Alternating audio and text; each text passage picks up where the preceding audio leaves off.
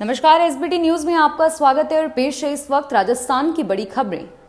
किसान आंदोलन के मद्देनजर बीते कई दिनों से चर्चा का विषय बने गाजीपुर बॉर्डर से गुरुवार को एक और चौंकाने वाली खबर आई।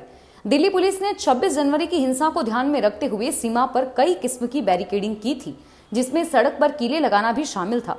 गुरुवार को लोगों ने उसे भी उखाड़ दिया। मिली जानकारी के अनुसार गाजीपुर बॉर्डर पर किसानों को दिल्ली में जाने से रोकने के लिए लगाई गई नुकीली कीलों को मोड़ दिया गया। गुरुवार सुबह सड़क पर लगी कीलें मुड़ी हुई दिखाई दी और ऐसे में सवाल उठ रहे हैं कि आखिर किन लोगों ने इन कीलों को रातों रात मोड़ दिया और फिर सुबह कई लोग इन कीलों को उखाड़ते नजर आए। बजट के बाद अब फिर पेट्रोल डीजल के दाम में बढ़ोतरी हो गई है। बीते एक साल में पेट्रोल डीजल के दाम में करीब 18 रुपए तक की वृद्धि हुई है। लगातार हो रही बढ़ोतरी से पेट्रोल डीजल की कीमत रिकॉर्ड स्तर पर पहुंच गई है। घरेलू बाजार में सरकारी तेल कंपनियों ने लगातार 7 दिन तक दाम स्थिर रखने के बाद गुरुवार को एक बार फिर पेट्रोल डीजल के दामों में बढ़ोतरी कर दी। पेट्रोल के दाम 38 पैसे और डीजल के दाम 35 पैसे बढ़ाए गए हैं। स्टेट जीएसटी विभाग की ओर से बुधवार को की गई कार्रवाई में बोगस फर्मों से 80 करोड़ रुपए का फर्जी लेन देन उजागर हुआ है। विभाग की एंटी एविजन टीम की ओर से इनपुट क्रेडिट टैक्स घोटाले की जांच के बाद बड़ी कार्रवाई को अंजाम दिया गया। टीम के डिप्टी कमिश्नर भारत सिंह शेखावत के निर्देशन में गठित 2 टीमों ने 6 ठिकानों पर 11 अधिकारियों, 3 कार्मिक व पुलिस कर्मियों के साथ सर्च कार्रवाई की। अजमेर नगर निगम चुनाव में लचर प्रदर्शन के बाद कांग्रेस के अंदर खाने घमासान मचा है। कांग्रेस के हारे प्रत्याशियों ने टिकट वितरण में कुप्रबंधन, धड़ेबंदी और कार्यकर्ताओं को हराने वाले नेताओं के खिलाफ गुहार निकाला। प्रत्याशियों ने सीएम अशोक गहलोत, कांग्रेस के राजस्थान प्रभारी अजय माकन, पीसीसी चीफ गोविंद सिंह डोटासरा से नेताओं की शिकायत का फैसला किया है। राजस्थान के सीकर जिले में मौसम ने फिर करवट बदल ली। अंचल में अलसुबह से घिरे बादलों के बीच सुबह 8 बजे के बाद कोहरा छाना शुरू हुआ, जो दिन चढ़ने के साथ घना हो रहा है। शीतलहर भी शुरू हो गई है और इससे सर्दी का असर फिर से तेज हो गया। हालांकि बादल छाए रहने की वजह से अंचल के तापमान में बढ़ोतरी हुई है। फतेहपुर के कृषि अनुसंधान केंद्र में आज न्यूनतम तापमान 9.8 डिग्री दर्ज हुआ है।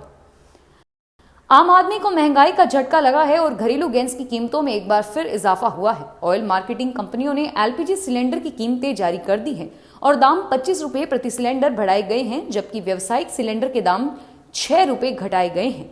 इससे पहले कमर्शियल एलपीजी सिलेंडर के दाम 190 रुपए प्रति सिलेंडर बढ़ाए गए थे। राज्य सरकार राज्य की आबकारी नीति में बड़ा बदलाव करने की तैयारी कर रही है। नई नीति में शराब की दुकानों का आवंटन अब लॉटरी प्रक्रिया से नहीं किया जाएगा।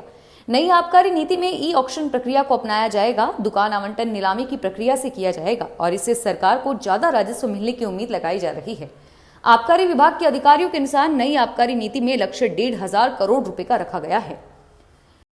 कोचिंग सिटी कोटा में नए ग्रीनफील्ड एयरपोर्ट के निर्माण को लेकर लोकसभा अध्यक्ष ओम बिरला की सख्ती का असर तत्काल नजर आया है। लोकसभा अध्यक्ष बिरला के साथ मंगलवार को हुई बैठक की कुछ ही देर बाद नागरिक उड्डयन मंत्रालय ने राज्य सरकार को पत्र भेजकर एयरपोर्ट के लिए 500 हेक्टेयर भूमि तत्काल एयरपोर्ट अथॉरिटी ऑफ इंडिया को हस्तांतरित करने को कहा है।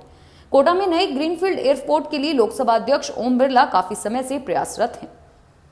खाद्य सुरक्षा के राशन में धांधली तथा गड़बड़ी करने वाले 1 दर्जन राशन डीलरों के खिलाफ पुलिस की ओर से चालान पेश करने की तैयारी चल रही है। राशन डीलरों ने कागजों में ही गेहूं बांटना दर्शाकर गबन किया था। जिला रसद अधिकारी ने गत 23 जुलाई को राशन सामग्री वितरण में अनियमितता व गबन करने के मामले में दादाबाड़ी थाने में 5 राशन डीलरों, मकबरा थाने में 2 राशन डीलरों, गुमानपुरा, अनंतपुरा, आरकेपुरम तथा महावीर नगर थाने में कुल 1 दर्जन राशन डीलरों के खिलाफ नामजद रिपोर्ट दर्ज करवाई थी। पुलिस विभाग में 859 उप निरीक्षक प्लाटून कमांडर की भर्ती के लिए राजस्थान लोक सेवा आयोग ने आवेदन मांगे हैं। अभ्यर्थी 9 फरवरी से 10 मार्च तक ऑनलाइन फॉर्म भर सकेंगे। पुलिस विभाग में उप निरीक्षक प्लाटून कमांडर की भर्ती होनी है। इसके लिए पुलिस मुख्यालय और कार्मिक विभाग ने बीते साल आयोग को अभ्यर्थना भेजी थी और इसमें पदों और कुछ नियमों के परीक्षण को लेकर आयोग ने दोनों महकमों से जवाब मांगा था।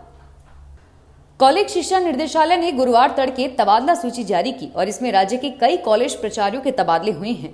सम्राट पृथ्वीराज चौहान राजकीय महाविद्यालय में डॉक्टर प्रतिभा यादव को प्राचार्य नियुक्त किया गया है। निवर्तमान प्राचार्य डॉक्टर दीपक मेहरा को निर्देशालय संयुक्त निर्देशक बनाया गया है। निर्देशालय ने प्राचार्यों और शिक्षकों की तबादला सूची जारी की है। इसमें डॉक्टर प्रतिभा यादव को सम्राट पृथ्वीराज चौहान राजकीय महाविद्यालय में प्राचार्य नियुक्त किया गया है। वे स्कूल ऑफ आर्ट जयपुर में प्रतिनियुक्ति पर थी।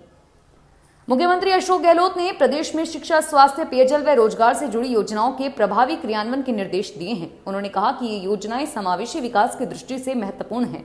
गांव ढाणी में बैठे हर जरूरतमंद व्यक्ति को समय पर इनका लाभ मिले और इसके लिए मिशन मोड में काम करते हुए योजनाओं को गति दी जाए। गहलोत ने मुख्यमंत्री निवास पर वीडियो कॉन्फ्रेंसिंग के जरिए राज्य विकास समन्वय एवं निगरानी समिति की पहली बैठक ली।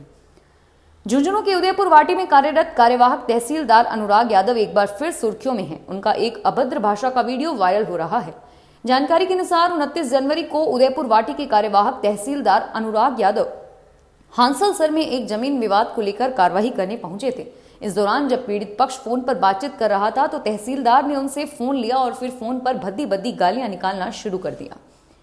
जयपुर आगरा हाईवे का निर्माण करने वाली कंपनियों से घूस मांगने के आरोप में एक दिन पहले ही गिरफ्तार किए गए आईपीएस मनीष अग्रवाल पर बुधवार को एक और कंपनी ने 14 लाख रुपए रिश्वत लेने का आरोप लगाया। कंपनी के प्रतिनिधि का कहना है कि मनीष ने एक मामले में एफआईआर लगाने के एवज में यह रिश्वत ली थी। एसीबी इसका सत्यापन कर रही है और वहीं बुधवार को मनीष अग्रवाल को एसीबी की विशेष कोर्ट एक में पेश किया गया, जहां से उन्हें 5 फरवरी तक पुलिस रिमांड पर भेज दिया गया है। नेशनल टेस्टिंग एजेंसी के तत्वाधान में जेईई मेन की प्रथम चरण की परीक्षा 23 से 26 फरवरी तक होगी। विद्यार्थियों के प्रवेश पत्र फरवरी के पहले पखवाड़े में जारी होंगे। नेशनल टेस्टिंग एजेंसी ने इस साल फरवरी, मार्च, अप्रैल और मई में जेईई परीक्षा कराने का फैसला किया है और इसके तहत प्रथम चरण की परीक्षा 23 से 26 फरवरी तक करवाई जाएगी। विद्यार्थियों के प्रवेश पत्र जल्द ही जारी होंगे। फिलहाल इस बुलेटिन में इतना ही और फिर हाजिर होंगे तमाम बड़ी खबरों के साथ। एसबीटी न्यूज के वीडियो देखने के लिए हमारे चैनल को सब्सक्राइब करें और नोटिफिकेशन पाने के लिए बेल आइकन पर क्लिक करें। धन्यवाद।